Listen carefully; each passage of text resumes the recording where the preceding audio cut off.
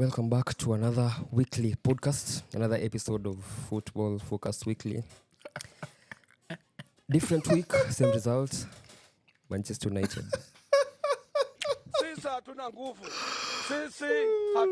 Ten Hag decided to do the same thing. Raise your voice, Bana. The second week, The same way you said you're winning unsuccessful. 3-1. I know I also said it. But Bro, he said they're winning 3-1. even me I said. But you know sauti. Nilikuwa expect red card, Red card ya nani? but right ndiye akapewa, so it all makes sense. At least I was right. Usianze personal. At least I was right. Welcome to Football Focus Weekly. Proper na K9. Yes, sir. K9 index in the building. False 10. Mini false 9. False 10, bro. Even if false double. Bro, I'm 9. playing that Joshua Zaxi position, you know? 9.5, 6, 1, whatever he's doing, Uko. Yeah. Yeah, guys, so over the weekend, we had different games.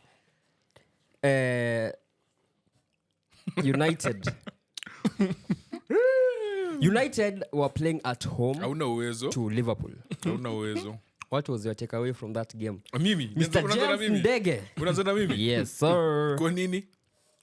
When do you call objective? Tunaanza objective tier 1, objective tier 2.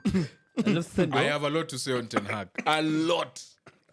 Cook. But my blame is not only on Ten Hag. My blame goes to many people. Yeah?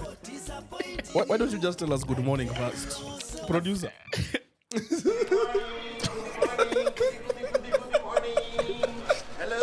Don't be baited. Anyway. So there's a lot of blame to go around. We need to start with Ten Hag. Obviously, individual mistakes cost the game. We know that. Yeah, definitely, man. But if Ten Hag accepted to come out and say that he also messed up, then we can be like, okay, so individual mistakes. But the fact that he refused to take blame, now I must blame him. First time?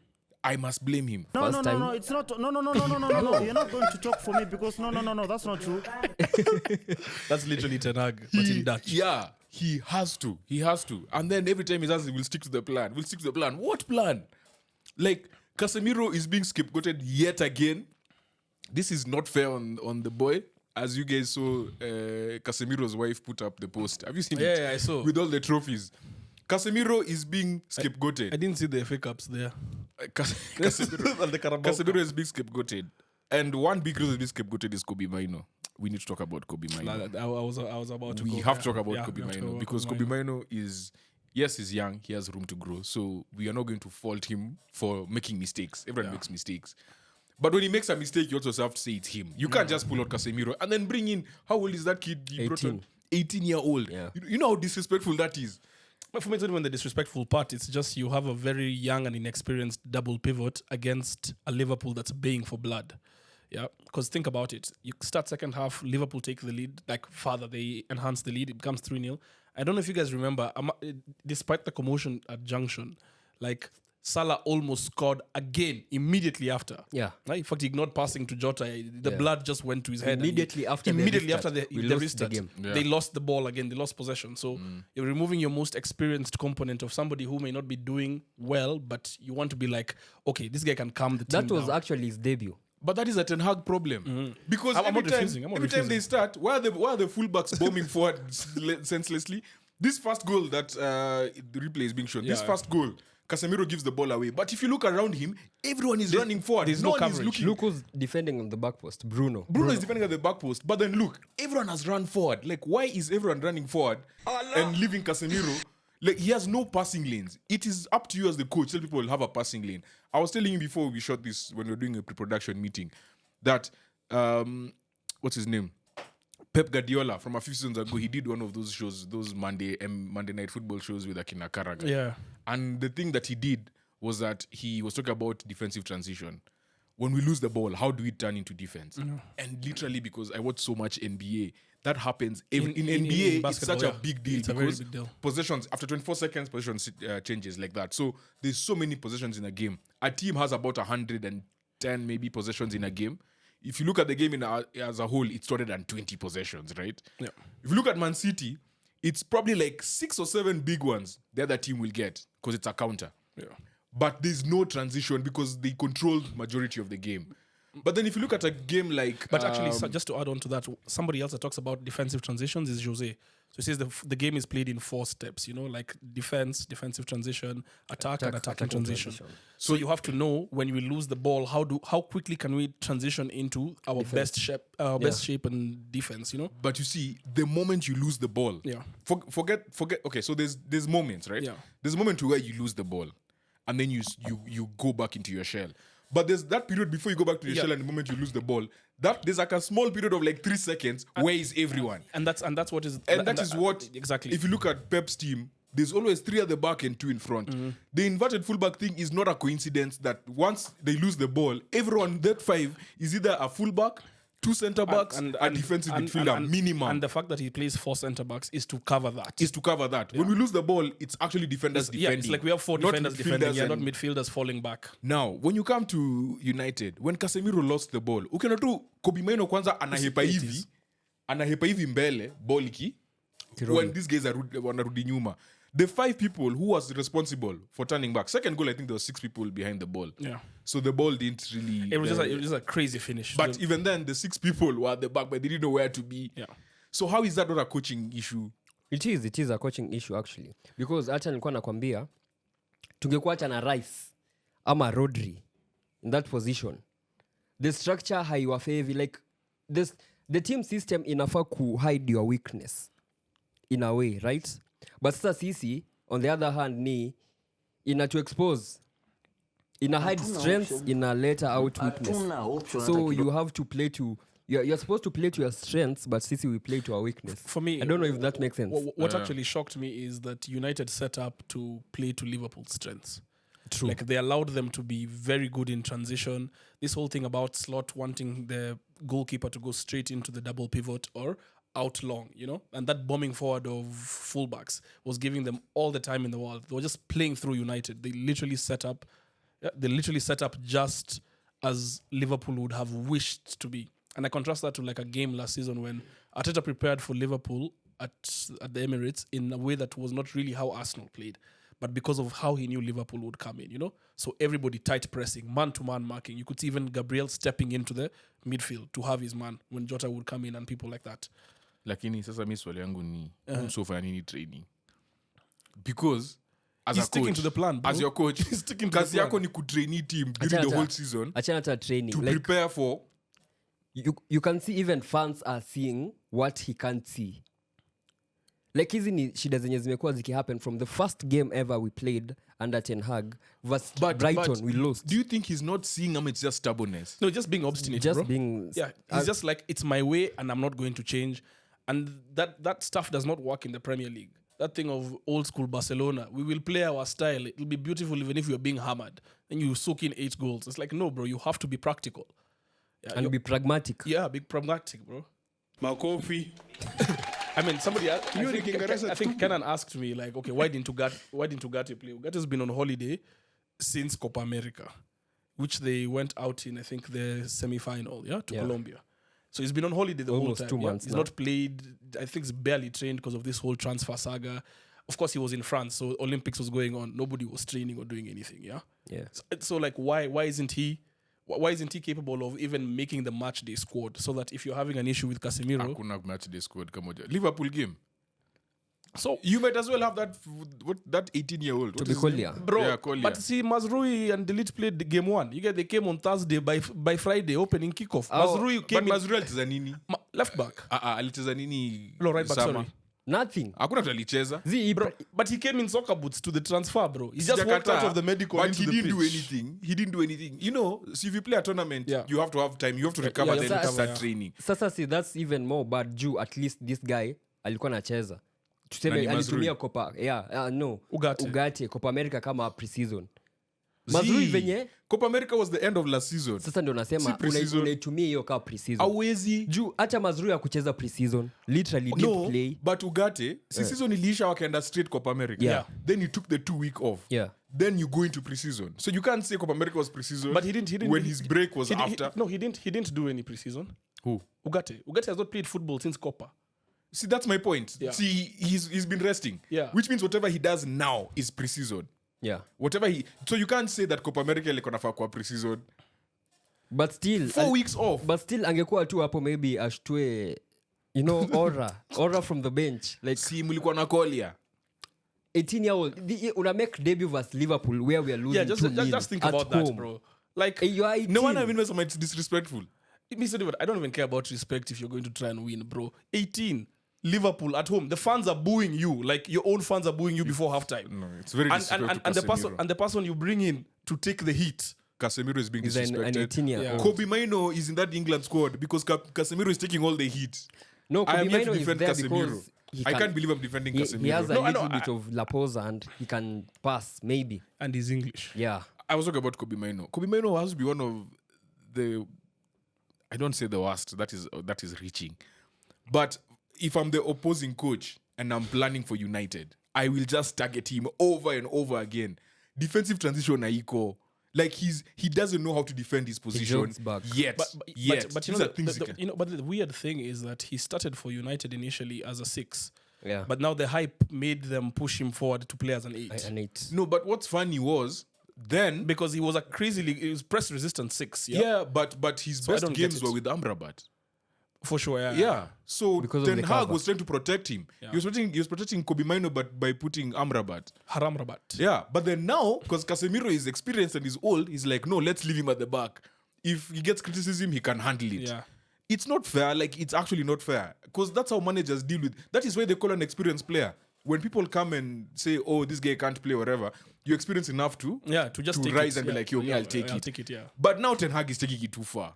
He's So do you actually guys taking think it too far. Liverpool were too good or United were too bad? We need to speak about Liverpool because I believe Liverpool were very good. And you were talking about how they were setting up their counters. They're How was it won tactically on the pitch? Oh, I don't think you win games by tactics. You win games by work rate, and that's what we showed today. All the players were Is that your game? involved in our press, Slot. and our work rate Okay, without the ball sounds was the same. outstanding. And only if you bring this, then the quality of the players. Like can just make a the bit of difference, hair and that's the glasses way, and I'll be confused. We won the game today. So yeah, that was Arne Slot. Basically, you're saying that they just won because of work rate. Tactics don't win you a game, but his tactics were spot on. Oh yeah, they were spot on, and I mean even just the way they set up in the first, in the first 5 minutes, United actually came with like that momentum. We're at home, they were like threatening and We have everything. Zakzi. Yeah, Zaxi was there 9.5ing, you know. Yeah, he just Luko shaking his dreads, bro. Just German. Sean Paul Luko in the back. I don't really care what people he was say. Luko anavunja watu. But then they settled, like Liverpool settled. It's like the first 5 minutes, we're not going to push anything. They're like, let's just settle into the game, we'll get our chance. And sure enough, man, they literally set up to beat them. That's it. What did you guys think of Gravenberch? He Monst- bossed the midfield. Hey, monstrous game. He bossed the midfield. He nullified everyone. Hadi Bruno alikuwa anacheza right back. But they United allowed him to look really good, but he Yeah. had an amazing game. Like he had an amazing game. What you're talking about, the guys in the middle, yeah. Like I didn't see anybody pressing him. Like, and what I think Slot did was allow him to just be like, you don't have to be press resistant, passing. No, like just get the ball out and towards one of the flanks. There was and the we'll be one. good. There was one drive. Alitoa ball to you up Yeah. in midfield. Anakuja na dribble tu na left, Left. and then he set it up for, was it Luis Diaz or someone? Yeah. I can't remember. But yo, akona inji in midfield. But Exactly. also our fullbacks are way too high. So ingekuwa easy for him kupick your pass venye Biko amesema kwa flanks. Juu hakuna mtu uko tu wewe Ilikuwa hiyo attack tu turn. space. Ilikuwa Van Dijk alimpatia bola alafu akachapa tu turn moja ni hivyo. Yeah, that's Even it. Bypass the the midfield. like the first goal, the second goal zilikuja almost same sequence. Juu the first goal yandi alininio ali-intercept your pass. Katikati, katikati ikana right cross. When Casemiro was trying to act cute. Like and all. there's so much space. And actually what shocked me about United is just how much leeway they gave Salah. It's like you've been watching, they have him in their fantasy teams. Goja, kuna umse Onana. The risk taker. Onana the risk taker. nimeochio boy watatu mara zaika sijui mara ngapi. I didn't even see it then. I've seen it now, and I'm just Umuna like, positioning ya Onana? I had Goldbridge saying like he should not be there, and I was like, I've seen it. I'm like, that's why. Because Salah didn't place that thing at in the corner. It was like just tu kando. mid. Huyo msali kwa nafanya nini? Hatuna option. Hatuna option hata kidogo. Mmenunua ball playing goalkeeper. Akuja kutake risk. Kuja to take risk, bro.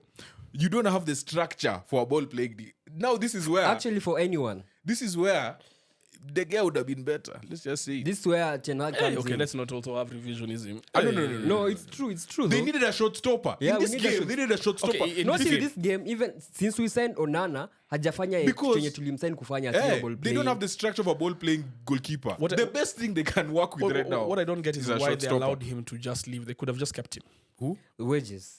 400k. You have to money. bench. You're No, giving see, but his 18-year-olds contract ended. His 180k. contract Yeah, ended. it ended. Yeah.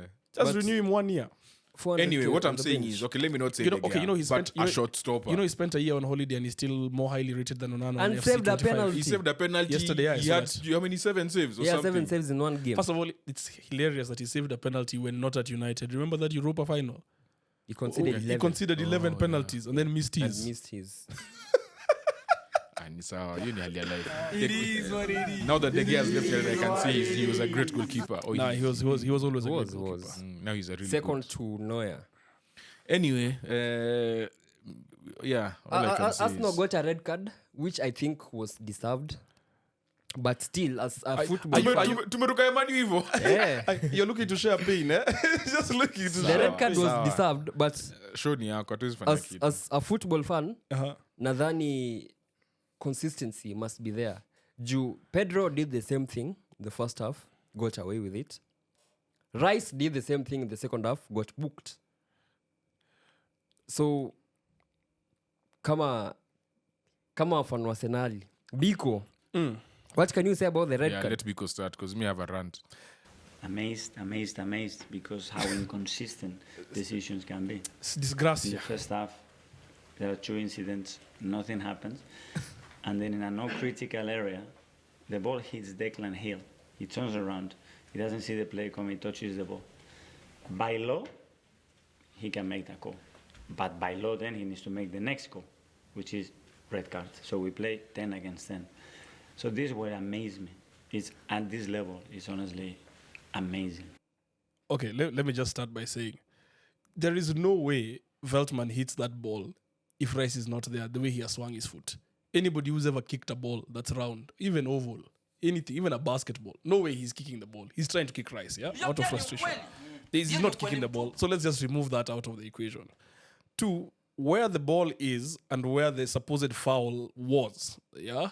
It's like 10 yards. So there's no way he can start quickly because the ref would still call him back, yeah? 3, was that even a foul? Yeah. 4, The ball was rolling. The ball was the rolling. ball is rolling. Yeah. That's in there are like 5 inconsistencies. And granted, yeah, fine, give the second yellow, but it just takes me back to Martinelli. Yeah, getting a second yellow as well at the throw-in, I think 2 years ago. Wolves. Yeah, At Wolves. And then I look back at how our season has started and I'm like, okay, you can choke somebody like it's BDSM. Yeah, basically exert your fantasies in a football pitch. Nothing. Mosquera. Yeah, you can cop Cinema need of fantasy football. that. You can do that guy basically acted out a Nelly video while grabbing Jesus' ass. Yeah, like he's put his hand in the crack. Yeah, nothing happened. But this is where you get a second yellow and red. Hey, give up. In the title charge. Me, I'm very annoyed. I'm just trying to keep it together. Annoyed. First of all, because actually the first part of my rant, because already said, there's like we all want the league to be consistent. Rather, we want the refs to be consistent. Yeah. We want them to be consistent from decision to decision. We want them to be consistent within the confines of a match, and then from match to match. In a game week, Everton versus whoever, and that's all they should be making similar decisions. Because these things, last season the title was won 2 points, right? Wolves, one of the most disrespected teams by VAR and whatever, like all these things. Like these things actually cost people. It cost You've mistakes. seen there's an index that was done about who's been benefited the most versus suffered the most from Wolves VAR. suffered the most. The Wolves suffered the most. So now, the big issue I had with in terms of the inconsistency, you've just said it in like a span of like 30 seconds.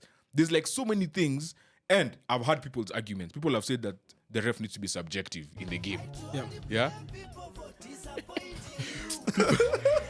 People need to be subjective in the game, which is fine. The ref can be subjective, but within 30 seconds, he followed the law. He was subjective. He followed the law, and then he was subjective. Like he was deciding when to be subjective and when not to be. Right? With what we've said. He followed the letter of the law in only one instance. In only one instance. Everywhere then you leave the else, rest. he was like, "No, this is my game." Declan Rice, first of all, even you, Rice, you know better. You know you should not be doing such things. Like at the end of the day, if he doesn't touch the ball, we all know he touched it. It was intentional. Yeah. If you don't touch it, you don't get a red card. Like we know that. He even came out. Shout out to him, by the way. He came out. He did the interview. Yeah. He came and He came out and did his own post match. Yeah. He talked for like 3 minutes and he just talked about it, the decision, Nini, and he said, "Yeah, I've accepted. I've apologized to the players, to the boys and stuff, and I'm just happy that they fought for me." Like he actually came out and said that. So Declan Rice pia uko na ujinga. Aya. Ref.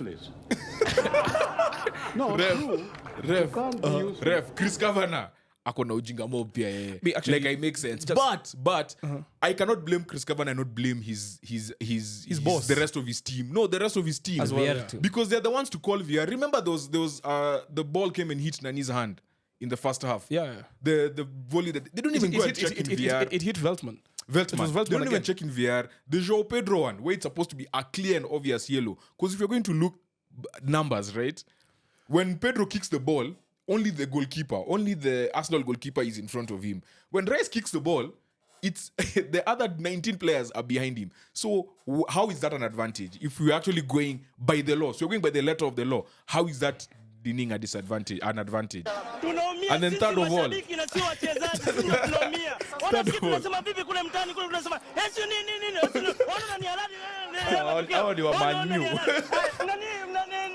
the last part of my rant is to fans.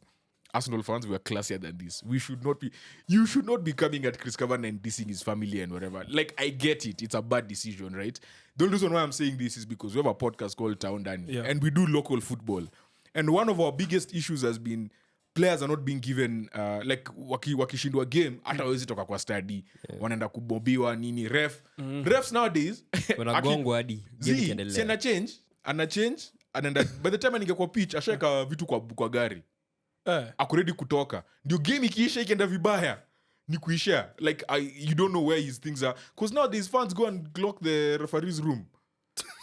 I'm serious. I'm sorry, I'm fans laughing, wait but for it's you not outside funny. the referee's room. So this last one is to the fans. Like I get it. These people are in the UK, they will never see us sour. They will never. Yeah, get but we to can't us. have that attitude. But exactly, you can't then develop that attitude of always dissing, like going at someone's family. Yeah. Going at. I mean, we should maintain it at the football and Yeah, maintaining it at football. just about Chris And Kavanagh. I know for a fact no one is going to listen to me.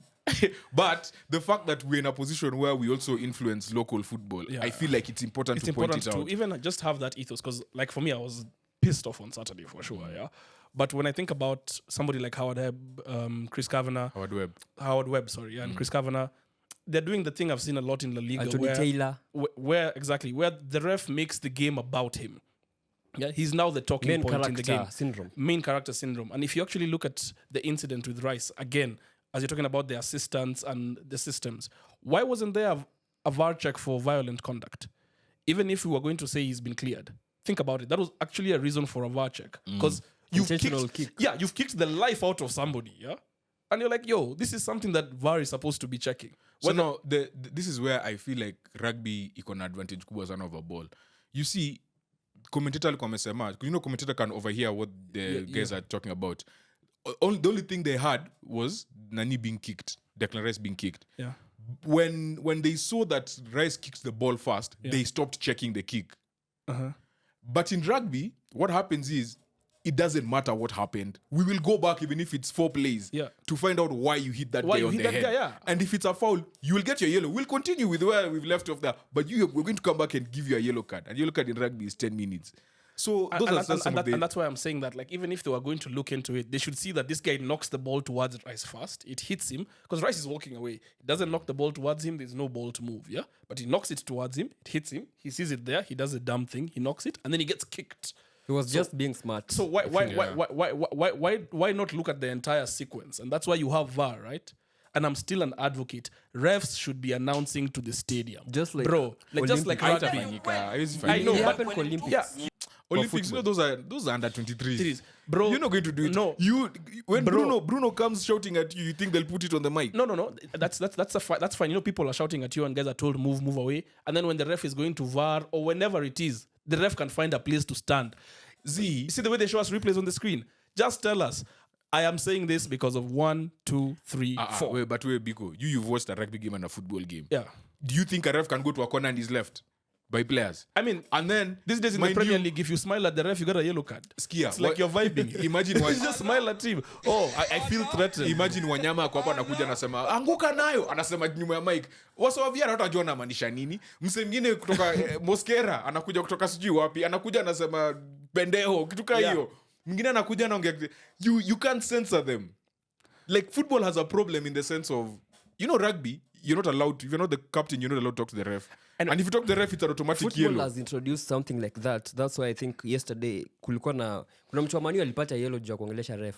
Akaambiwa, But yellow ya bola I make difference. It doesn't have a Unajua yellow difference. rugby, 10 if you minutes lose only. one player for 10 minutes, that's a big blow. No, but next, for me, even in terms of where the ref can speak, it doesn't even have to be on the field. You know, when he goes to that VAR thing, yeah, I want to hear it. Because think about it, we're getting VAR audios 2 months later, and we're all sitting here like, apologies. yeah, 3 months apologies. later. 3 months later, all these bad calls. I agree with you. And, I would and- like to yeah, hear it. And remember, last season, the title was decided on 2 points, yeah? You remember Newcastle, as we were here baying for somebody's blood, hypothetically, you know, like not like actually. Why can't somebody walk us through that? We listened to it 3 months later, or Liverpool against Spurs, you know? We're all agree. like, what? I agree. Yeah, Ama they make go stand aka- in that place. Nobody can hear you in that VR place. booth kwa field. Kwenye There's ref already anaingia one. anajifungia na- There's already one in there. NFL has one. Really? An injury tent. So type of thing, it's blue and then it goes inafunika yote, inafunika. We should try that tuone. Hiyo ni mbaya. Sasa unajua huko hivyo sasa huwezi jua kitu inafanyika. Bro, just a telephone booth. He gets in there, he talks to us, tells us now. I don't know. What do you think about the decision? Deserved. Kamati ya roho chafu. Yeah, as in, I think Rice ashaikuwa captain. Akiwa West Ham alikuwa captain, right? Na niko sure what I was saying kwa group ya box to box ni at halftime Ateta atatumia 5 minutes kuongea tactics. 10 minutes kuambia Partey na Rice, please. You guys mko on yellow cards na nyinyi ndio ma midfielders wangu. Don't be stupid out there. Venye tu Mourinho aliambianga Balotelli. But just to interject, but just to interject, I don't even think he had that conversation because those are not the type of players. This is the first time. Yeah? But still, and Wolves and Brighton, like we were not under pressure from them at that juncture. There was second half no vitu need. zingechange. After the red card. Wanakutarget. Those players are smart. Yeah, That's why wanajua tunasema, tunafanya. it was 2 And minutes after. And did you see the number of calls that we did not get? Have you seen that reel? That highlight reel? Yeah, I saw it from the Saka. Kwanza Saka and Ligongwa mara mingi. Yeah. So I'm just like, what is this guy watching, bro? I mean, Is he being paid to escort the players? So I feel like hapo yellow card ya Rice ilikuwa deserved, but kulikuwa na 2 mistakes na ref akapunish 1, which is a bit unfair. Juu hata basi ungetry kukua objective tuseme Everybody gets a yellow. VR iangalie nini hiyo conduct ya juu umsa alimpiga intentionally. Like Yeah, he knew, like literally this he knew guy what he was doing. has a yellow card, right? So let me try and kick him and nijifanye nilikuwa nagonga ball na ameni block. So he knew what he was doing, right? Hata akasimama juu kama ungekuwa unajifanya ati umemgonga by mistake ungesikia uchungu uanguke chini venye alianguka. But yeye alisimama akaanza kufanya hivi. Unaona? So the ref huko alipunish Rice pekee, which was good and bad at the same time. Juu why was it good? Si Rice anafaa ku Sema tu. It was good for the rival. For the hate watch. For the hate For watch. the rivals, for the hate watch. Hate watch was amazing. But still, after the red card, but the Pedro Nini goal, I feel like you guys had two really good chances. Yeah, you should have buried it. Sasa tungekuwa hapa tuna discuss your yellow card. That's the thing. For me, obviously it annoyed me, but kama Biko, ilifika tu nikasema that's it, we man. should have won this We should have game won. Like there was from no what we created after. Yeah. I mean, from what, first of all, something that I even saw last season that Arsenal, I think, has to improve on is we don't kill the game, like score-wise, in the first half of the season, and I've gone off. In the first half of the season, and especially in the first half of games, yeah? So in this game, like, we got very many half chances, maybe three-quarter chances, a clear chance, and we did not take them. We could easily have been 2-0 up in the first half, and now it's a different ball game. Nobody's even coming to try and chokoza you because it's like, okay, man, these guys could add a third and a fourth. Game ishaenda. Hapo ndo pali Haaland ndo sasa. And that is how Haaland is killing games. Yeah, you see exactly what City is doing and what Haaland is doing. They're like, okay, awa ni wanyonge leo. They have 10 minutes of not doing well and they do not spare them. They're like, 2 goals, mnakufa moyo. As opposed to Arsenal, where you saw the chip for Odegaard, Odegaard chip for Saka. You know, things like that. There were two chances that Saka should have squared to Havertz, you know. He did not. It was more like just everybody's a bit off. Maybe they're not sharp anymore. And then, of course, the other chances are more aggravated about the Saka chance rather than the Havertz one. Because I feel like the Havertz one, he had put in a lot of work to get there. Maybe I'm saying it as somebody that tried to play football. Ilya Saka. No, the Havertz one. The Havertz chance. The one-on-one for Havertz, yeah. And the keeper like positioned himself well. I mean, I was really hoping he'd dink it or... Well, there was the game against Wolves where he had a similar one-on-one from that side. Yeah. And he tried going the opposite side. So maybe he's trying the other side. I mean, for me, I just thought in those situations, having like played as a forward, like you lift it. The goalie is already that far out. But again, I'm saying I gave him grace because he had pulled the ball from there, physical tussle with the defender. He'd been running. Like that for me, that was like our man of the match, so to speak. He exerted himself. He was playing number 8 and number 9, yeah, all at once. So I was like, yeah, you get tired when you get there. You just want to kick the ball in. The Saka one, on the other hand, I was just like, I know you have the pace in you. And it doesn't mean like he didn't try. I'm just like, and he was holding his run for the offside, but I'm just like, but it was a tough one. Yeah, it was a tough one, but that's what I mean. Like, if it could have been Martinelli, it's just a dream. You know, I'm like, that's somebody who's just a bit quicker. Get to the ball, goal, close the game. There was a 2v1. Martinelli and Odegaard. Then Odegaard made a poor pass. Yeah, like, but it actually wasn't Martinelli, it was Calafiori. It was Calafiori who was bombing forward. The person mwenye mafano Arsenali wangetaka akwe na hiyo ball to make that pass ni Odegaard. The fact that unajua at that point this is the thing about playing with 10 men. At that point, you know, you're exerting energy just defending. Just running. Because now we moved to a back 5. And then you had 4 people defending, which means your 4 are running. And also it's so. But yes, if it was anyone we wanted there, it was him. But if there was 2 things, the knock he got in the first half, he got a knock as well, and obviously just being tired. So I don't know what it was. It was just a bad pass. And also, you know, just like, a bad pass. You have a red card as a team. You have told Mapema. Yeah, little Mapema. He had a knock. He didn't finish. Yeah, he had a knock. Also, something that you guys lack ni iyo counter, like transition. I have said it. We were 18th last year in transition speed. Like we are so slow. We are actually so slow. Naweza penda kuona FIFA ratings za speed. Usijali tuko na Sterling sahi. Sterling yuko. Yeye nenda juu. Sterling pound. Uzuri ya Sterling ni he'll score but after missing 6 chances. Ni sawa, but the threat of pace now. You know, the threat of pace is too... Not having pace is bad. Yeah, true. Like kama una threat hata. Imagine uko tu na Chris Wood, Awoni na nani But anyway, but we struggled also because we're a team used to having possession, and then you suddenly go down to 10 men, and we were playing an actual good team with the ball. You know, if we had been playing Manu, we'd have been okay. But now these other guys are actually good with the ball. Sina mngetuchapa. Of course. Yeah, so what do you guys think about Man City? Like, they are too good. I said last week that they are yet to peak. They look like Haaland has peaked.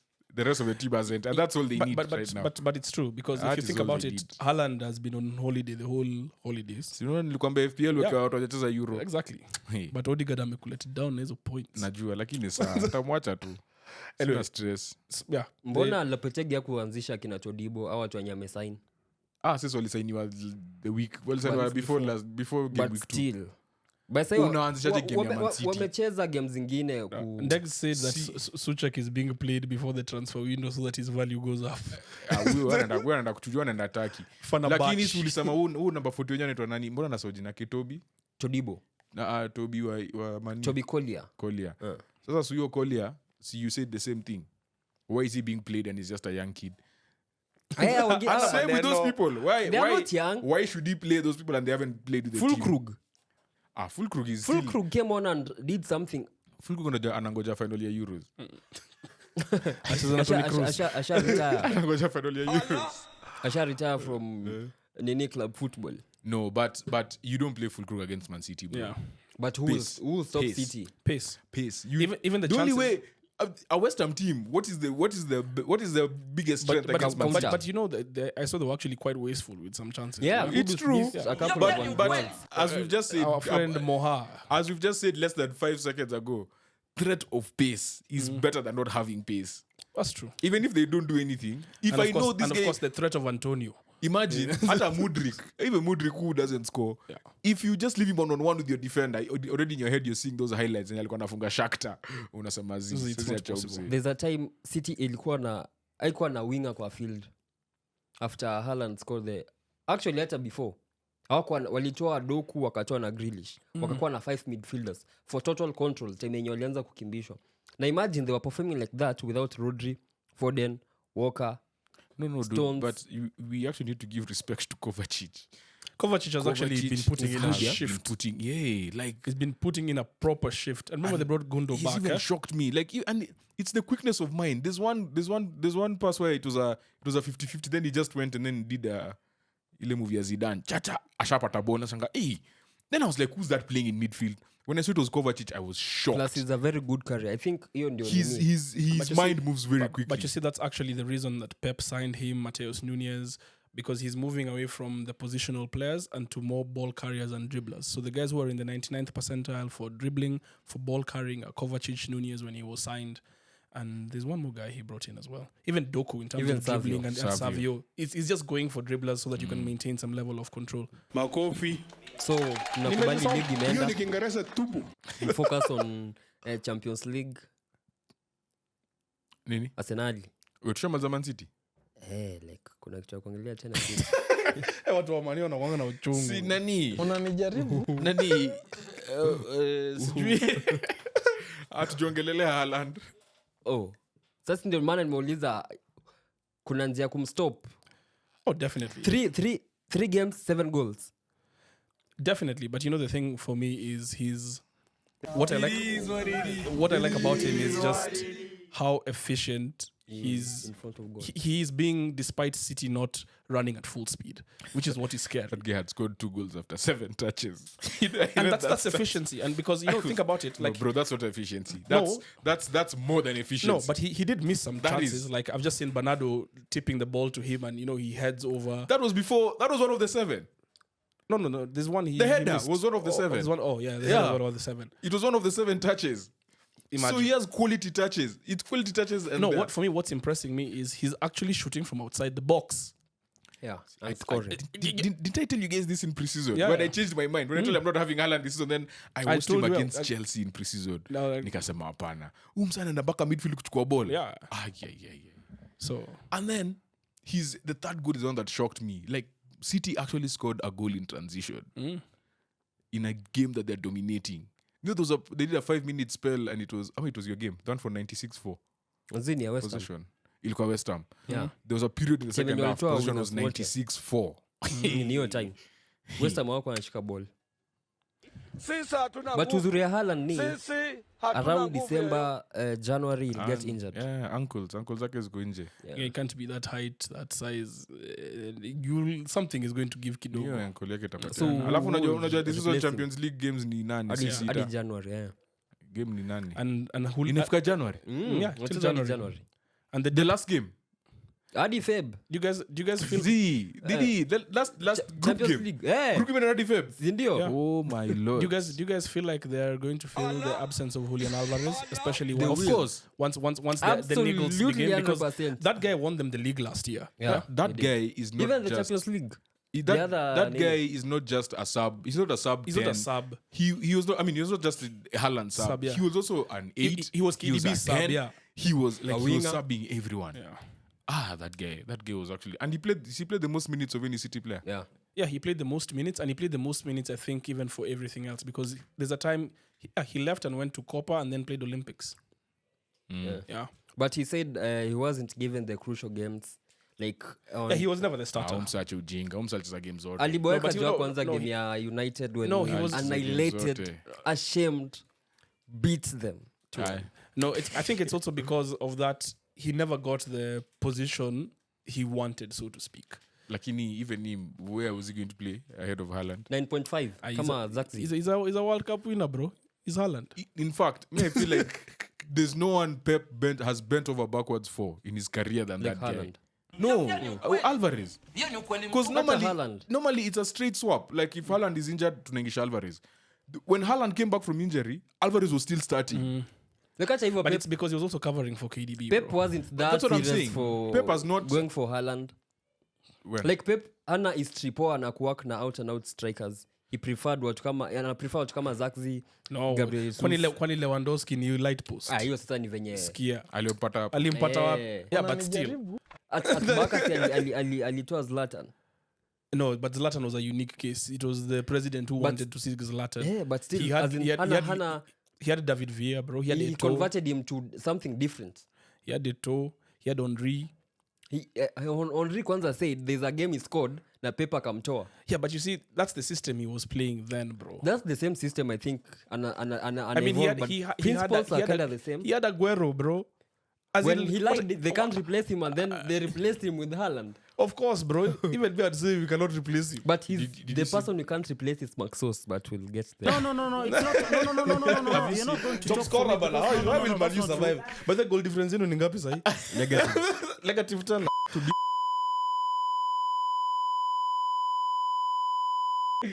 We're big And then, sets, bro, but then, you know, I saw something funny. At the goal difference, yeah, United since Tenaga mekam ni plus 11, bro. Plus 11. All those years. That's the total, bro. That's all his work. I saw that there's the start for Aguero scored the most hat-tricks in the Premier League after 280 games. Yeah. This guy has This 8 guy has hat-tricks 8 hat-tricks, in 69 69 games, yeah. 69 games. He's already equal with Henry. Na amepita Rooney. And Aguero is at 12, eh? So is that he anaweza maliza hii season. Apate kwanza United, home away. Kwanza kitu yenye inanitia tumbo joto ni Tumbo joto. Champions League now has many games. Alafu the fact that record ya Ronaldo stands at 140. I think hiyo ndio itakuwa the first to be broken. This guy will score 200 this year, bro. No. He will. For sure he will. No. You know the rate at which people are scoring goals now is actually insane. It's insane, but let me tell you why it's going to be difficult, bro. It's longevity and the injury record. Let's see. I'm not saying he can't do it, because even Mbappe has a shout for it. But Mbappe. I trust. Kwanza with the Madrid mafia Mbappe behind is you, about to score some he's sweaty about to goals. score some 15 goals at Champions League season. That's the guy I'd be more worried why, about. That's why for me Salah is still very rated highly. Yeah. Of Liverpool. No, just generally just as a player. goal scorer. Yeah. So I'm Red Saka How can you compare Salah and Saka in terms of goals scored? ceiling. Like Salah is the top scorer for Liverpool, the best team That's in why you England. guys, that's why you When guys you remove support United. Arsenal. Saka angekuwa United. Tunauliza mafano wa Arsenal, mafans wa Liverpool at his age. Where was Salah? I mean, but you know, somebody We'll also learn said, you from know, you. if Saka had been born in Nigeria, he might have been washing cars. No.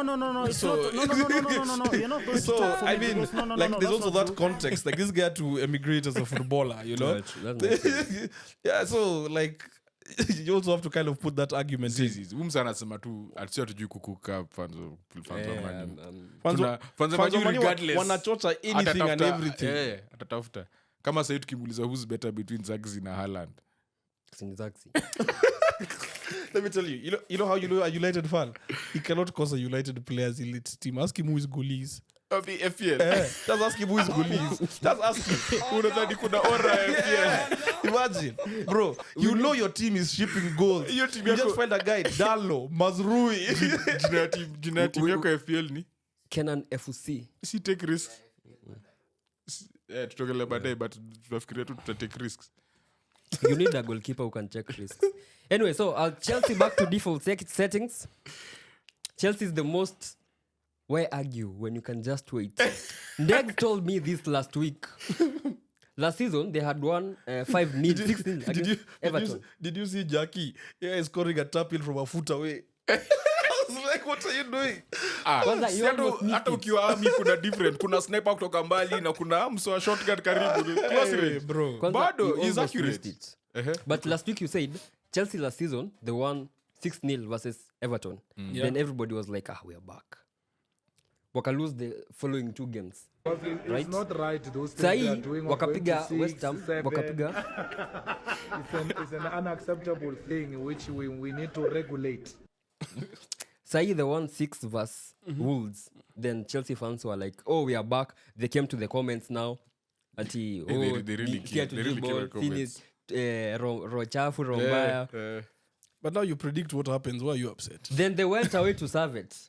They got whooped. Soviet. Yeah, ikawachapa, but they still qualified, right? Then they came back to the bridge on Sunday. They introduced a snake before game ianze. Who is this like? Jaden Sanch. Aye, bro. That's a snake. You guys, bro. you threw that guy away. No, that's a snake. As in- And the way you guys were looking for, do you remember Sancho? 3 years, highlight reels, compilation. When you were signed. Yeah. When you were When signed. he was Kid, signed. when he was signed. When he was signed. Wow. I remember that day. Uncontrollable. When they hear we got dropped, I was at Two Rivers. Karibu utoe shati. Look at my jersey. Someone expect I play number 7. Good morning. Anyway, so Chelsea bado wako na mashida ama? Mliwatch game yao? niliwatch tu juu Eze alikuwa hapa na akafunga nikafurahi. And he scored a delightful goal. Nick Bro. Jackson, Beautiful. Nick Jackson has arrived. Really? Arrived where? Okay. Yuko area, si ata arrive, yuko area. But from last week, we talked about how Nick Jackson, his touches, his runs, like he gets into the right position. He's doing, like, there's those glimmers of hope. Like, he reminds me of Oxlade-Chamberlain when he used to play for Arsenal. No, it's not. No. You're not going to talk for me because no, that's not true. He reminds me of Oxlade-Chamberlain, where it's like, today Oxlade does the greatest thing in the world, and then 2 games later, and you're just like, bro, like, Think about your life. you know, like, You are a failure. You are a failure. think about your life, bro. You can never make it. Yeah. So, but the thing with Oxlade was he was consistent for like 3-4 games. Then he'll give you like 2 games where it's like okay, then he's subbed off early. The pre-21 Xhaka is what you're talking about. It's now that's what Jackson needs. You're just like this guy. After he's had 4 bad games, I'm like even captain him FPL. Jackson Game has 5. had his run of bad games, but the last game and this one, just forget about the goal. Even though it was a tap in, and you said he did the celebration. He just came to shoot us. He was actually causing problems. He was giving Crystal Palace problems. You know what's motivating him is John Obi Mikel. Yeah. And then Mikel responded. He told him, if you want me to stop talking about you, just start scoring goals. Yeah. He's like, if you score, I'll keep quiet. Yeah. Simbo. So yeah, Jackson has been good. Palmer again on the assist. But that assist was all Noni Madueke. Yeah. Look at where he carries the ball from, and I mean even other chances, XG wise and everything. I mean, bro, Noni Madueke. I like how you're repeating the things I was saying in Noni pre-season. Madueke. I like it. But he was not. He was Preach. not. But he was not playing. Continue preaching. He was not Continue. playing. He was almost Continue being sold preaching. to Newcastle, though. I was really hoping he'd come to us. Continue preaching. Yeah, Continue so preaching. we all agree Sancho will flop. I even told you that Madueke should be if they're smart they should not sell him. They should not sell Or him. if they're going to sell, But they have the highest value. Yeah, but let me ask you a question. Did you put him in your team after all your Madueke. talk? Yeah. I didn't because he was benched. No, useless. Anyway. He was benched. He was benched. He was And benched that the was- game and- before preseason. Yeah, and then I was like, why are you benching the best player? Then the first game was on, he's benched. And then I was like, I'm not getting it. Attitude. Yeah, because my plan was, let me watch Chelsea's first team, then I bring a Chelsea player. When he benched Madueke, and I was like, this Did guy you doesn't see know him what to going after he scored against Soviet? He was like, sell me. do. Yeah. Sell me. But he's also stupid. This is what he did to Wolves. I mean, but he backed it up, bro. No, he but he's does. dumb. Like I know he's dumb, but also let's give context. He came back and apologized. I know he did, but guys, these guys are also kids. Like Madueke, 21. yeah, bro, is a child. Yeah, it's like, except it's not like Rashford. You know, Rashford is still in baby class, but he's 30. No, He's no, no, sitting no, huko- it's not- no, no, no, he's no, sitting no, no, huko- no, you're he's not sitting going to huko talk with- for me because no, it's no, like no, he's that's not repeated true. 4 times. He's waiting to be nominated for Young Player of the Year again. Bro, you are a grown ass man, bana. Like Z. Eric Jiro atakuwa washatacheka kwani Eric alikuja kwa podcast. No. But yeah, I mean, so it was a stupid thing to do for sure. That was really dumb. Yeah. Some But Arsenal fans said- he thought it was his banner account. Like, all fairness. kuna mtu wa Arsenal alisema ati anataka Saka drop the same thing about North London. Yeah. You saw Yeah, that? I saw that. Also, let me give you context. This is the guy who is dating, or is it not Tiana? Tiana, that's this other one. Trump. Yeah, there's another one of those babes. Someone Trump. It's a Trump. That- not of Trump, but yeah, it was someone Trump. that's Pepe. Now there's another one. Oh, that's Pepe, yeah. That's Pepe. Pepe. Now even him, Pepe! he's dating Nicolas Pepe. He's dating an adult entertainer whose name ends like the former US president. Nicolas Pepe, the one Nicolas Pepe. She was at- really? she was at his He's unveiling. cooking. He's cooking. Banga alikuja unveiling. But yeah, so even Madueke, he was messing with these stories. One Who of is these Madueke stories, with? just check. Before last season, he was even huko ati sijui FaceTiming her. You know, now it's That one Wangalia with uko na Jackson. it was Madueke. I think ilikuwa Jackson akisema sijui ati he's like a Benzema in something like that. Alisema hivyo.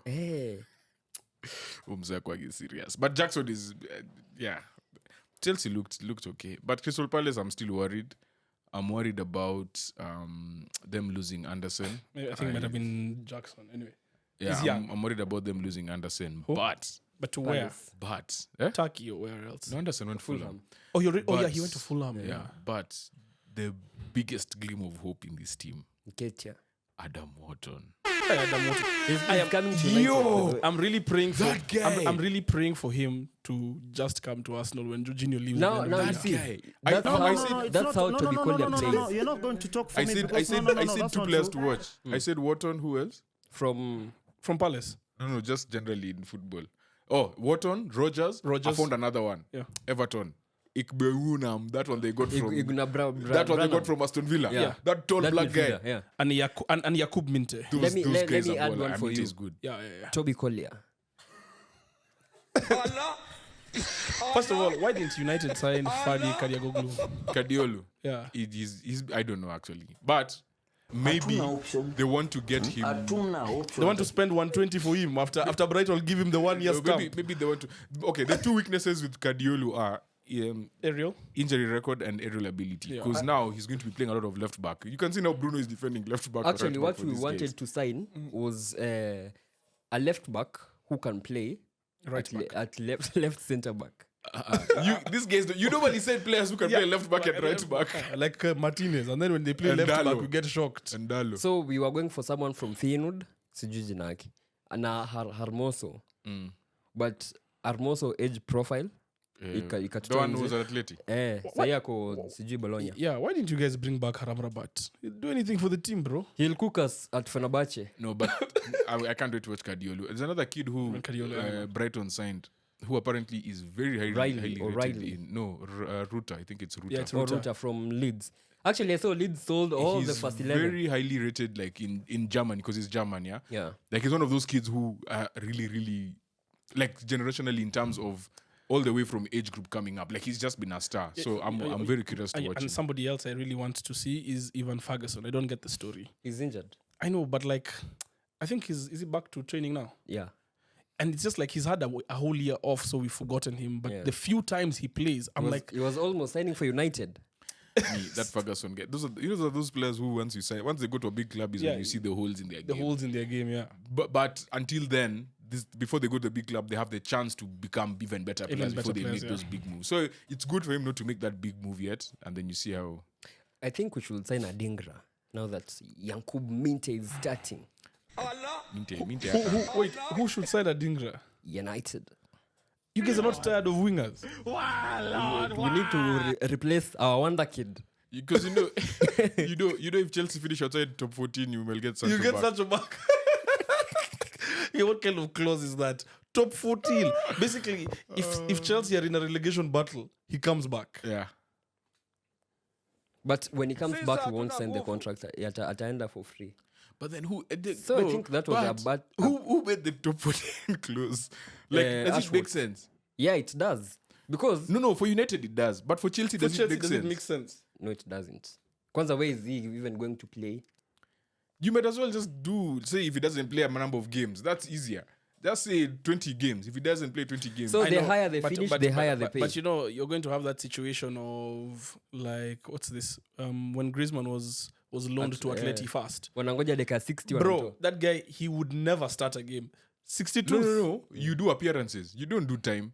That for time is The bad. Grisou had The time. Grisou had Yeah, time. that Yeah. was 60. If he That was played, if he bad. played more than 30 minutes. Yeah. So you just used to see Simeone just waiting. There was one game.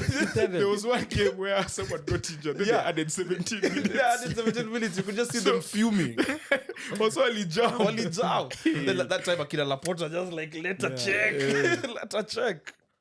Yeah, so UCL happened last week, the draw. Oh my God! First of all, that draw. Just tell us. I don't even know which teams are where. Just search. Where's Manu in the Ingia UCL draw? topo safari alafu Oh, search. tubuwe search. Manu yuko wapi kwa hiyo draw? Sisi tuna play I just- Europa League. I'm just asking for a friend. Unajua kitu yenye imenishtua ni Uh. the first round of the games hazitachezwa, like Champions League imepewa wiki yake. Europa na Conference wakapewa wiki yao. Serious. Yeah.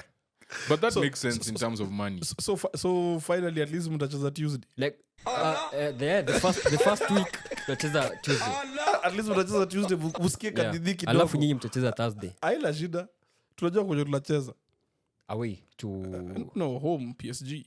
no, it will be away. Atalanta. Yeah. Oh, we are starting with Atalanta. Yeah. I was PSG hoping, itakuwa the I second was hoping game. to see Us the Goose. Ebu hii draw. Masi hiyo draw blanda ilifanyika ni mimi niliingia late. So inakuja nasema Arsenal Real Barcelona nini. Nashanga what's happening, but I knew Real and Barca we can't be in the same nini because they are from the same country.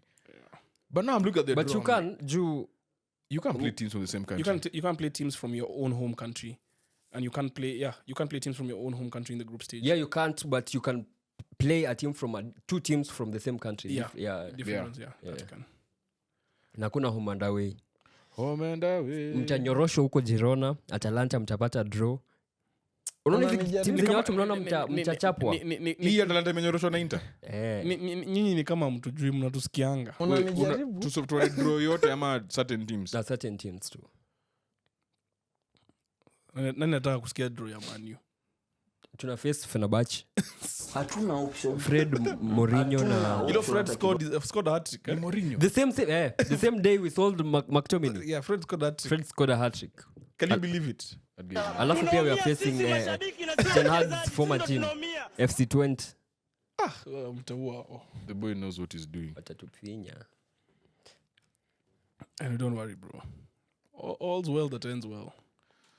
Anyway, yeah, that Champions League draw was quite. It doesn't have the Real and anyone. You might have to do the Real and. So you can search the Real and Barca and who else? Who they're playing? Yeah, The first games. yeah. Let's go the first. So you're just giving us fixtures. Asasi, I think you should explain to people nini. Kuna watu wanadhani kuna home and away.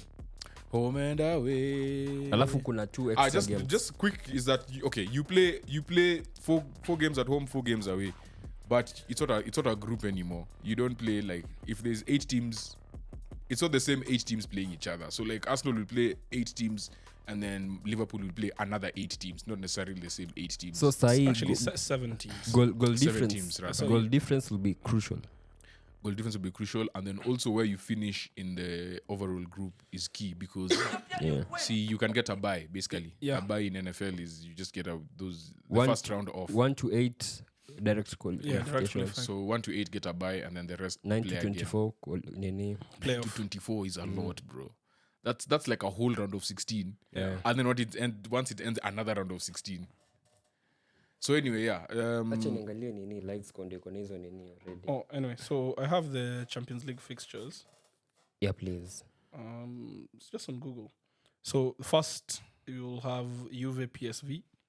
Hey, let's just start with PSG, by the way. PSV. PSV. No, PSG. But PSG have the worst fixtures. Yeah. Mbappe and our homie Perez were like wafinywe. It must be, bro. Those guys, their fixtures are bad. But it's not Kufinya. It's good for them. They make more money. Because those are now tier 1 games. Oh yeah, for sure. Yeah. Yeah. So all those games become tier 1 games for them. Like, Kwanzaa, if you're a French team, you need the money. Yeah.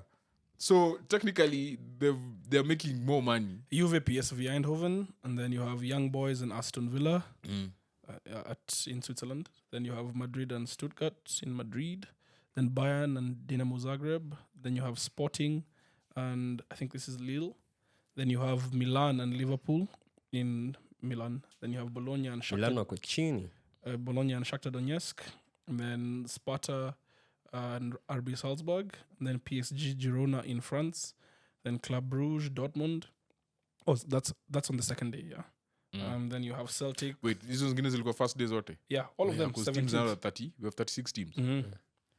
So match day one. You can't even go through all the fixtures. Yeah, too many. bro, it's too many. And then Feyenoord Leverkusen, City Inter at City, Celtic Slovan, Club Brugge Dortmund. Inter also playing us. Yeah, Inter playing us. We're in the same. Champions League kweli.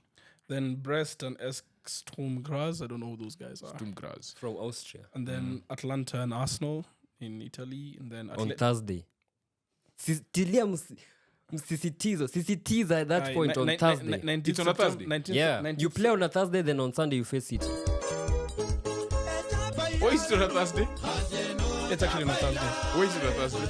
Si Champions League sitakuwa hivyo. Sasa hakuna ati Europa sijui Thursday. Mazo natuharibia stories. Us we don't want Sunday games bana. That's why we're in the Champions League. But going away to Atalanta on Thursday, then facing City on who will have played on Tuesday at Manchester. Sasa ona. We will be there. It's okay. Nimana tuko na Calafiori. It's not. Tuko na Calafiori na Timba. Bro. Timba kwa nje. He's going down. I'm yelling Timba. Timba kumia. Aliumia si akarudi ndani. Alafu akasabiwa. But he ran. Alihepa. Zlatan alikuwa na ACL na akatembea. Ten Hag pia kuna shida lakini bado yuko bado it's not. No. You're not going to talk for me because no. Anyway, that's not true. those Champions Leagues, the fixtures are insane. I feel like we just did a whole show on Champions League. A different one. But that PSG is a key one. So PSG actually, we're Girona. supposed to do Champions League next week. Yeah. With you. No, City will be playing on Wednesday, not Thursday. Ndio. Not Tuesday. Not Tuesday, sorry. Okay. Not Tuesday, yeah. But wako na one day off. And then Monaco, Barcelona. How much is at home? Manchester. Monaco are back in the Champions League. Yeah. Now they have that guy from Liverpool. The last time Monaco the Champions League, Sinani was their player. Mbappe. Ludovic Giuli. Oh no, Mbappe was. And Sidibe even and Bernardo. Jibril Sidibe. Mbappe and Martial. Bakayoko. Martial as well. Martial scored versus Arsenal, you know. The Henry region. Yeah. Ballon d'Or and list clause. Ballon d'Or close. Does he have a job right now? Or is just tamaking here like the rest of us? Anatama. Hata anaomba serikali. He's the guy. Anadegea. Do we talk about the transfers? Yeah. Those big moves. You have to start with the big one. Ugarte United. There we I was curious to know what your big one is. We land. Yeah, but kulikuwa na some deadline day transfers. Sterling moved ni counties. How do we call it? By the way, the county. I thought even counties, bro. Towns. You guys towns in the same? Bro, neighborhoods. Neighborhoods, yeah? From Neighborhoods. west to north. No. It's actually that's a bit far. Yeah. So maybe. But yeah, that's what I'm saying. Hoods, bro. Actually, towns. Towns. Yeah, is towns, right. yeah, so Sterling moved to Arsenal on loan with no option to buy. And with Chelsea footing most of the bill, Yeah. if not all of it. Actually, all of it. So Chelsea are paying Sterling to play for Arsenal All I and can win say them the is, league. Ushaona celebration ya Steph Curry. Yeah. Sorry, James Harden. Kwanza ni sasa. This is James Harden. Wakati. You see Anabri. Ni wakati. Na Ama alimwibia Libya Harden. Alibia Harden. Kwa kijua. Kila mtu so ibia celebration kila mahali. Yeah. Salama ibia nani? Mtu wa UFC. Adesanya. Yeah, so we had United's top scorer moving to Napoli. How do you feel about that, bro? we can't replace him. First of all, We can't replace uliona him. vile the fans mobbed him when he was walking to the airport. He was mobbed by Walidhani fans wanapenda when he was Ronaldinho. leaving. When he landed in When he Naples. landed at Napoli. Mpaka nilikuwa say, they thought they sent KDB. Hey, bro, but Naples is crazy, bro. I know Naples now, it's also a city with gangsters, eh? So you can't even just clap back there. Have you guys watched? I asked. Did you watch the interview with Jorginho on the Athletic? No. Did you read an interview No, I don't- where he was talking about the day he landed in Napoli? So no, there's a time he was in Napoli. Then So he was a Napoli player. Yeah. That's where Then that's why said he made his break. Then they went for lunch, but alikuwa made these guys kabisa. Mse moja tu akasema tu, that is Jorginho. Alitoka home at a certain point. It took him hours for him to leave the restaurant just to get back to his car. And that's when one of the ultras, because without ultras, these players cannot do anything in the city. The ultras had to come and tell the fans, yo, let this guy also go and rest. He has just to be ready for the game. And then once he managed to maneuver through the crowd and take him to the car, the ultra is like, yo, can I take a photo with you? Crazy. Like the Naples fans are even, insane. even Kevin Prince, remember when he was like in Milan, he could not walk, he could not do anything. But now in Milan, you'd stand out. Hatuna option. Yeah, but it's just Hatuna option. the person who can't stand out is now just like if McTominay walks down the streets of Naples, they'll know who he is. I mean, he'll stand out. That guy does not look United Italian, top, bro. United top scorer. Built like Haaland. Basically, Euro, you're saying alikuwa the- Euro top scorer. yeah. pia. the Scottish Bellingham. Yeah, Scottish Bellingham. Euro top scorer. Real should. I think kitu ilikuwa funny kwa hiyo clause ni United. Mko na Salon, eh? Eh, tuko na Celon. See, that's why it was dropped. That's why they reduced the price. But Celon on a 28 youngster. Yeah, old It's fine. It's youngster. fine, bro. Those things help. Because in 3 years' time, mfanya salon, hiyo itakuwa salary ya staff. ama akienda Hiyo Saudi salon Arabia or itakuwa something, salary you know. Atenda Madrid. Hata honestly. nani tena mmeka salon? Kila mtu You know, anaweza. you know, Kenan, you're reminding me of when Martial's girlfriend or partner said that, you know, she sees herself living in Madrid next year. And then guys listed the teams that play in La Liga in Madrid and were like, I assure you this guy can't even clean shoes in any of these places. What's a guy huko Manchester? Unanijaribu? Kila mtu tumeweka nini ya 50%. Then tena alikuwa na close. Kuna mtu tena 50%. Greenwood 50%. Pelistri who scored on his debut and atakuwa na face Chelsea. Pelistri will be a lot. Yeah, 50%. Pelistri, him. Alafu Mejbri Hannibal 50%. Hey, mko greedy. Naitwa Fernandez. Na acha nikuulize, mna absorb loss mtu akianguka in value ama Si bado ni Bora 50. ende. Juzi tulikuwa tupate ya Scott rhythmic dancer Elanga from nini? from Nottingham. Yeah. It is This big guy- dancer. Newcastle wanted to pay 50 for him. 50 Tungepata 25. kwani mlimpea free. Situliza 11. Yeah, you get the Tuko na Celon. yeah, but you get the difference, or do you get just of the value? Si salon of the fee. Or of the That's or what whatever happened fee, between us and Bologna and Calafiori. What did Saddam say? Just leave those guys That guy alone. At if even Kiari adding 50% means you add 50% to the fee. So no, okay. So technically that will happen. Because if I'm a club, It won't. if I'm Nottingham Forest, I'm supposed to sell Elanga for 50 million, Yeah. and there's a 50% sell-on fee. I will ask United for 75 Yeah. to cover that, so I get at least closer to 50. Closer to 50 for So sure. that's what he was trying to explain, but he explained it in a way to I was like, intentionally they confuse people. At so 42, then plus 21. Yeah. So that's when negotiation comes in, because it's like, okay, in as much as there's going to be a 50% sell-on, then how do we then make these guys pay more so that they whatever. So what another club will do is okay, sir, we'll pay the 50 or we'll pay 60, but then only X amount up front. yes, we'll only do like 45 upfront and 15 in add-ons. And in those add-ons you still have to go and split it between you Yeah, guys. and then so performance based. Talking about add-ons. Sancho went to Chelsea. Mbona inakuuma na hata Ati mchezaji? niumi nataka tuongelee hiyo add-ons and hiyo clause yenye hiyo nini hiyo. Oh, ile Chelsea have to finish in the top 14. So those guys wakatupea 10 million loan fee. Right? 10 million. Yeah. for wait, when was his contract ending? Next season. End of this season, next season. End of this season. Yeah. No, the thing is like 2 years to go. No, 1 year. 1 year. Yeah. So wanatupea 10 million ya loan fee. Then 20 to 25 million if they finish top 14. Like that's the obligation to buy him. You guys, whoever is making your deals So is so smart. wakimaliza number 14 wanatupia 25 million. So the higher they finish, No, 20 ama 25. So must 20-25. sasa hiyo kuna add-ons hapo. But the higher hiyo ni wakimaliza number 14, Watapata 25. 20 to 25. Oh, I thought 14 would be 20 and then it caps at 25. it caps at 25. Sasa the higher they finish, the higher the fee. Okay, will be. but it caps at 25. No, that's what I thought. Yeah. I don't know. Caps It at could 25. be. Yeah. It could be. No, we are saying Juu it pia could be. kuna add-ons. Add-ons ni nini? Add-ons, Add-ons inaweza what kuwa are nini? add-ons? Unaweza Sasa pata si add-ons. ni- He's on a loan. You can't have add-ons with an obligation to buy. The whole point of an Eh, obligation obligation to to buy buy is ni- to be told the set price you will pay. You can't pay more. You can't pay more. So kuna add-ons. No, there are no add-ons, bro. So obligation to buy basically means at the end of the season you have to You pay have You have to buy 25. this Yeah. guy. You're basically deferring the payment. Think about Raya. Raya, there was obligation to buy at 20, whatever it was. 25 or 7. 27, whatever it was. Yeah. But he ended up finishing with the most clean sheets in the league. Won the Least Golden shots Glove, conceded, yeah. Golden Glove, all those things. If you had done that at Brentford, then I'd be like, Z, we want 40 now. Yeah, and there's want nothing you can do. 40 ama 80.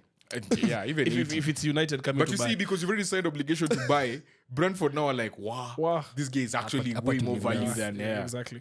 But still, it's at assured 27, which is So big a lot. if he for a comes and team like flops, Brighton. it doesn't matter. You still have to pay Yeah, the if 27. he flops, it's even better for Brentford. Yeah. But in any case, 27 million is a lot for a goalkeeper. But for Sancho, I think he'll flop, but we'll get the 25.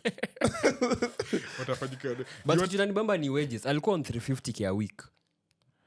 Yeah, who else can afford to pay that except United and Chelsea? Yeah, Chelsea. Ndio maana hata Juve wali back out. Bro, you get in Italy. But You know what when- are his when- wages in?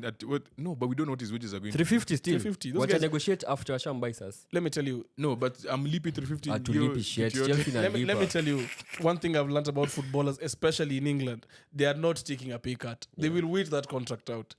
But you know, Chelsea can afford 350 because of what they've done with other contracts. Yeah. Yes, I agree, but I think they But can afford renegotiate after. they can afford it also because they're doing not an accusation, but some intelligent football laundering. Yeah. No, they are actually They just took the playbook from City and they gave are it actually steroids. they are actually their average salary is 5,000 £5,000 cheaper than the average of the Premier League. Yeah. Because the But average it's is because they between are signing 60. a bunch of kids. The average for the Premier League is 72. Yeah. Theirs is between 65 and 68 or something like that, which is below. If you think about that's insane for a team that's That's got Chelsea, that United, many- Liverpool. Yeah. Talking of insanity, Chelsea wanted to sell Washington to their sister club. Million yote inaitwa Denzel. Alafu wakakosa kunegotiate. As in, How do you fail to sell to yourself? How do you fail to sell to yourself? Ati they'll be Bro, I think there's an auditor who was like, no. No, it's not. No. You're not going to talk for me because no. Kuna That's msee not amekuja true. kutoka Liverpool like hii lazima isimame. Mtaangusha hii team bwana. Hakuna chase. Ama a coach who's just like bro. You get your ticket. Which team was that they were trying to sell to? Strasbourg. Strasbourg is not. Wait, Strasbourg. Strasbourg. Yeah. It's part of their group. Guy. Then Eddie Nketiah in the room. Oh my gosh. Left. This is sad, man. He wanted a Sad. move only to London. Then he left to Palace. Did you see his unveiling with the Palace thing and then just saying, oh, that's my cousin walking over there? Because I feel like he actually grew up in that area. What was that? Like when he was being unveiled. He like- didn't grow up at Chelsea. No, but I think he comes from either I mean, that from side that or- area? yeah, Yeah. that side, because he was pointing out at his relas as they're in the van. And then when he was being welcomed into the club, one of the matrons of the club or something was like, I used to change this guy's diaper in school or something. That makes sense. So yeah. But you know what? Do you guys feel bad? I feel bad Oh, yeah, because for you're sure. losing a guy who's been in the club since the age of 9, right? Yeah. But if there's one thing Arsenal has done well this season is sell. Oh yeah. Like we've sold well. So there you 'Cause can't it's what, complain. almost 87 to 90 million for 3 youngsters. Yeah, Yeah. that's crazy. 2 youngsters and Ramsdale. No, if you add Ramsdale, it's Well, what do you mean 'Cause- by 3? See, it's Nketiah and ESR. Nketiah. Yes. Oh, Reece went on. Reece is on loan, He's yeah. on loan. Yeah. So if you add Ramsdale, I'm trying to think about who else went from Arsenal. Reece Nelson. There was one of. I thought the Ramsdale.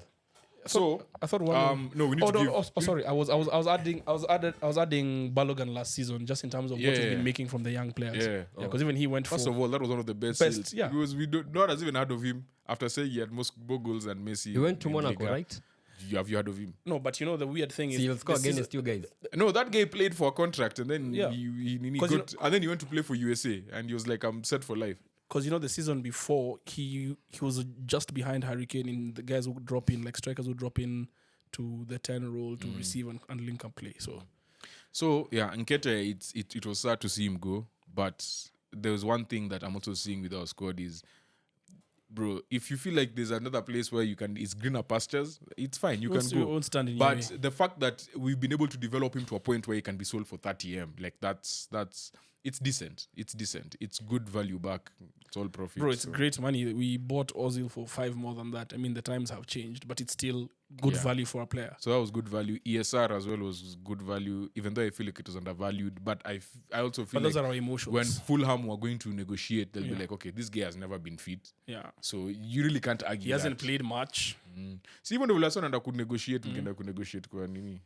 Nasema umse hata hawezi kuwa fit hata 3 months. So what about Anthony?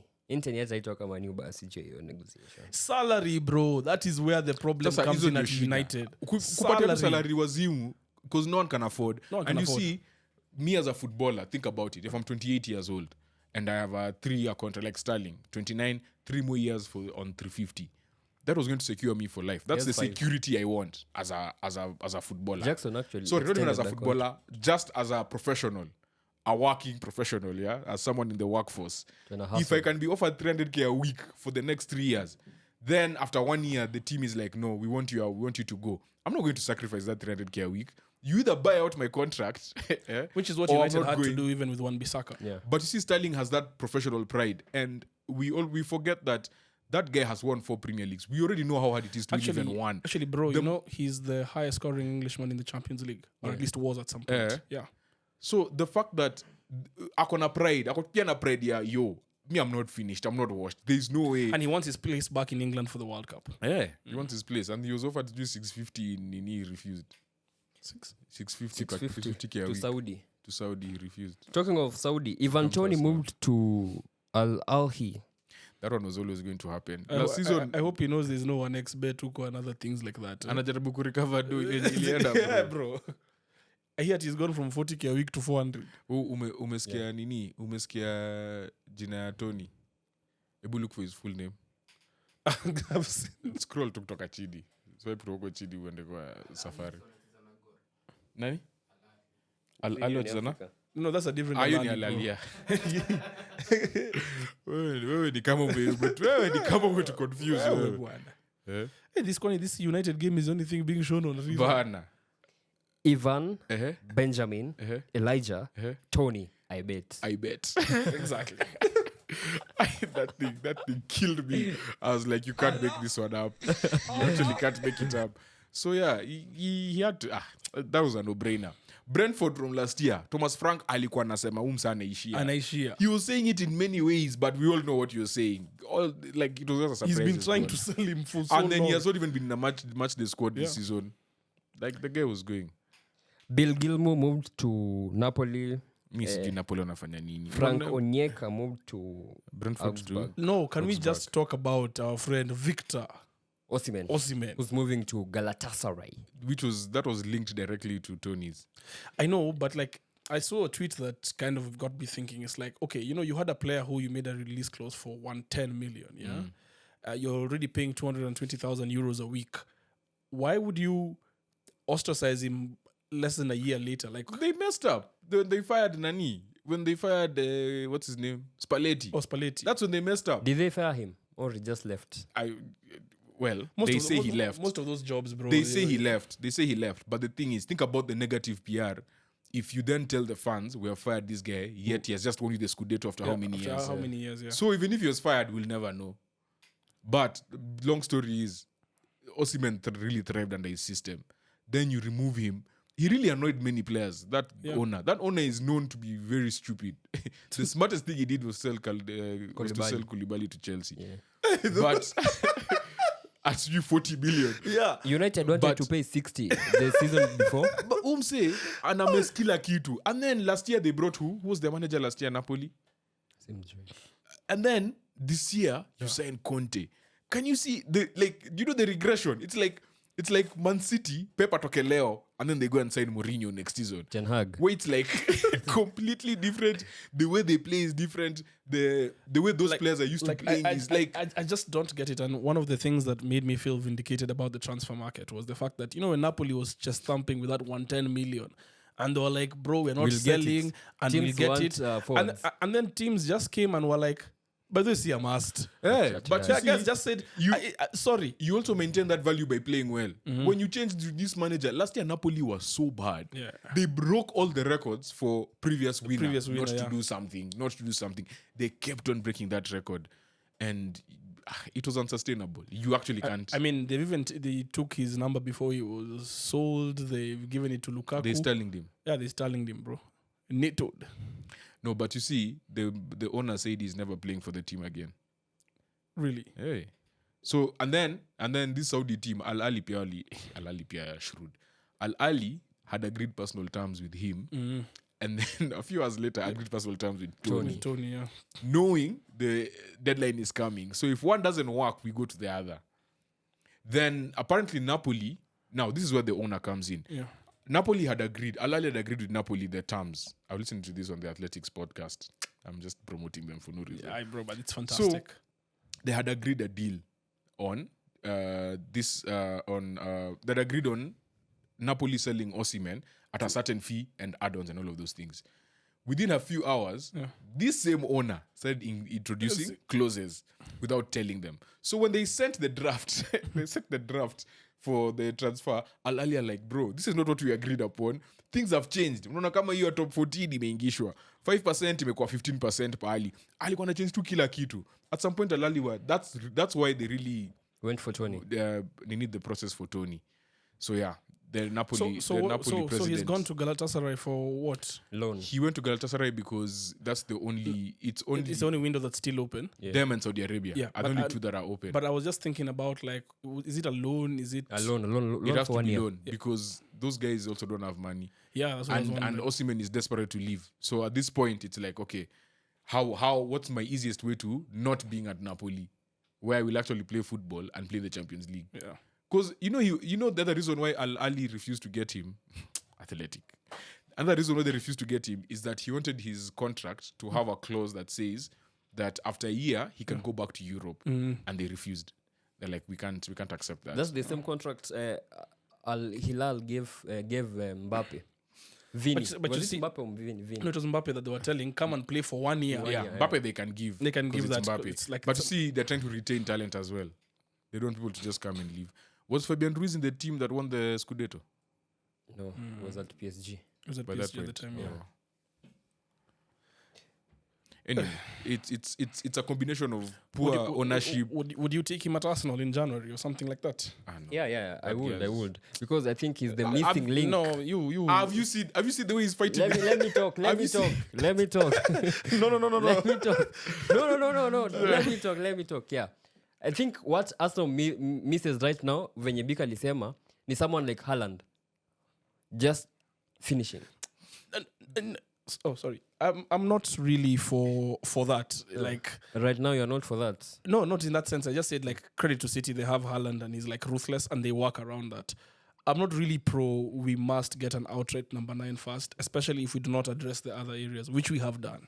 Yeah, and also this thing about shopping in the market, United style, where you're like, just throw all the money at the person until they come, doesn't work for how we do things as Arsenal. I would rather stick. I mean, we scored 91 goals without a definite striker. Yeah, The striker makes the difference in those there's 3 games, like the Bayern game, Aston Villa, like that's where a striker True. makes the difference. I'm not refusing that at all, but I'll take this guy as a striker. Alexander Isak. Isak. That's the one I want. I don't want Osimhen. Like, now, my issue with Osimhen is it's just attitude. yeah, I don't think he's the. It's Yeah, attitude because if you've looked at Arsenal right now, dude, you cannot have a bad attitude at that team. yeah. It's like the same thing with Sancho. In as much as Sancho may have been right, Ten Hag may have been right, both might have been wrong as well at some point. You cannot undermine the coach. Even if he's messing up, you can't undermine the coach publicly and then go and tweet about it. Like, that's just a no-no, right? And the reason why I'm saying that about Osimhen, he has given many threats this last few weeks before he left. He's done the Gallas, where he apparently he said he'll score an own goal if he's not sold. Last whatever. And then he came to wear number 10 at Arsenal. International break before the season ended last season. Yeah. See, he was fighting with Nigeria, Yeah, the Nigerian FA president. yeah. Like, that guy just has He even issues fought of with attitude. Varaskelia's agent. Yeah, so he just has issues of attitude. And if there's anything these managers are not going to allow, they're not going to allow someone who's coming to upset the apple cart. You're not coming to mess things. We are not. Why? Yeah. I've done so well to remove Ozil, to remove people on high Aubameyang. wages, Aubameyang, who. Why am I going to sign another player who's going to give me problems? So that's the only reason. But on a footballing ability level, he'll definitely improve that position because we've lost Nketiah. Yeah. If you think about it, Havertz is only fit striker. Yeah, so Trossard. signings zingine tu zilikuwa underwhelming. Just simply say nani tana. Sisi. Yeah. Sekou Kone, future Paul Pogba. And you say they were trying to counter our African jersey by signing a Malian. Because muli promote Malian. You know, I went to the website. I'm just seeing Malian. I'm like, who's this kid? Maybe I've never heard of him. Who did he play for? I don't know. No, they signed him straight from Mali. Yeah. They signed him straight from Mali. Wow. Then we had Hudson Odoi moving to Leicester, Pierre Ayew. Yeah, actually, Edo is on the mid space for Nketiah. Then Trevor Chalobah moving to Palace from Chelsea. Did Nani sign? Was that a who was loan? it? Loan move. Who did Nottingham Forest sign that striker? James, striker. Yeah. There was a striker that wanted to sign that. Oh. That's why the Nketiah The deal Nketiah failed. deal fell through. But he was also not as keen about Nottingham when Palace. Some Netherlands. Brazilian guy. Evan Brazil. Nilsson. Was it Yeah, Evan Nilsson was Bournemouth. Bournemouth? That was They wanted to send someone, the Mexican. From Nini Bachakakacha. Yeah, that's the guy. Because I think that's where the deal fell through. Yeah. Because it's either him or Nketiah and someone else, or was it Auniu? I don't know. But anyway, they were signing. They were basically going for players of the same profile. Yeah. Yeah, but Eze is still a star. Nizo tu. Yeah. Zingine ziko chini. Chalobah is actually the one I kind of felt bad for, like the treatment at Chelsea. But let's see how he does at Palace. That's good. That's a dope signing. That's a dope signing. Chalobah and Nani. Like we have too many defenders, Chalobah and, but I would take it. No. What's his name? Lacroix. Lacroix. Nani. Yeah, look at Sancho. So happy to Defender wa Nani wa England. Starting defender wa England. Guehi. Bas. Guehi. Guehi na Chalobah. Who was supposed to go to Newcastle. Yeah, that one fell through as well. But if they lost both, it would be bad. That's what Fulham are going through. People who've lost their spines are all struggling. Palace, Fulham. United lost the top scorer. Hey, anyway. Yeah, so... Yeah, guys, make sure you tune in for the episode 3. Yeah. And we're going to drop it on Spotify this week. Ooh, our debut on Spotify. GGMU, bro. I'm a hammer. No.